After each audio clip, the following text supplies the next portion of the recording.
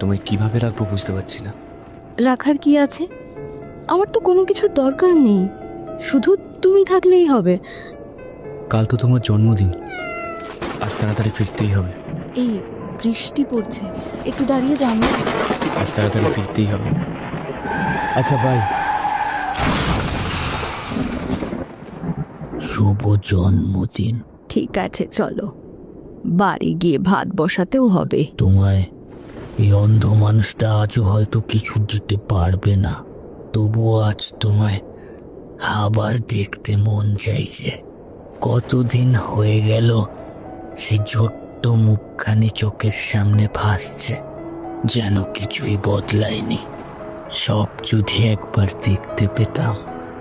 চলো তোমায় আমার চোখ দিয়ে শহর দেখাই। দিন তোমায় ঘিরে